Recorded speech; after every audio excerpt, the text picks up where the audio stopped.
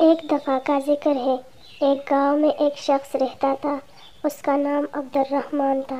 اس کے 3 بیٹے تھے، تینوں اپنے والد سے محبت کرتے تھے۔ عبد الرحمن بھی اپنے بیٹوں سے بہت محبت کرتا تھا۔ ایک مرتبہ عبد الرحمن نے اپنے تینوں بیٹوں کو بلایا اور ان کو ایک ایک سیب دیا اور کہا کہ اس سیب کو ایسی جگہ جا کر کھاؤ جہاں تمہیں کوئی نہ دیکھ رہا ہو۔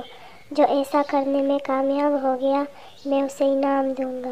تینوں بیٹے والد کو اللہ حافظ کہہ کر اور ان سے دعائیں لے کر گھر سے نکلے۔ دوسرے دن عبد الرحمن نے پھر بیٹوں کو بلایا اور باری باری سب سے پوچھا۔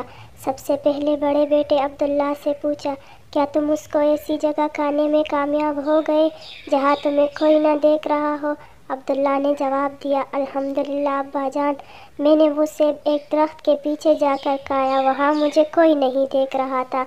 پھر عبد الرحمن نے اپنے دوسرے بیٹے سے پوچھا، یوسف تم بتاؤ تم نے کیا کیا؟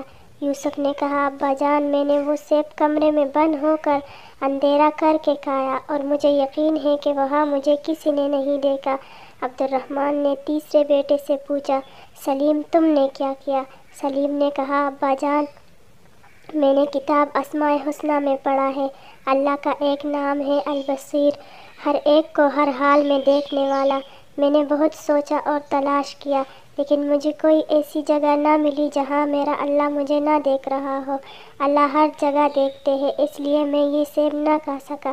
عبد الرحمن اپنے سب سے چھوٹے بیٹے کی عقل مندی پر بہت خوش ہوا اور اس کو انعام دیا۔ پھر عبد الرحمن نے اپنے بیٹوں سے کہا، میرے پیارے بیٹوں، بے شک اللہ ہم سب کو ہر وقت ہر جگہ دیکھتا ہے، ہماری باتوں کو سنتا ہے اور جو خیالات ہمارے دل میں آتے ہیں ان کو بھی جانتا ہے۔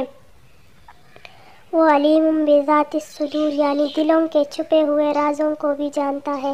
اللہ کی نافرمانی سے ہر وقت بچو اور اللہ کے سارے احکامات پر عمل کرو جس پر اللہ تم سے راضی ہو جائے گا اور تمہیں دنیا میں راحت، سکون، اطمینان عطا کرے گا اور مرنے کے بعد ہمیشہ ہمیشہ کے لیے جنت میں داخل کرے گا جہاں انسان جو چاہے گا وہ ہو جائے گا، انسان کے دل میں جو چاہت ہوگی وہ پوری ہو جائے گی۔ جنت میں ہم ایک پرندہ دیکھیں گے، اس کے کھانے کا جی چاہے گا تو فوراً بن کر پلیٹ میں آ جائے گا، پھر اس کی ہڈیوں پر اللہ دوبارہ گوشت اور پر اگا دیں گے اور وہ اڑ جائے گا، تو وہاں جنت میں مزے ہی مزے ہوں گے۔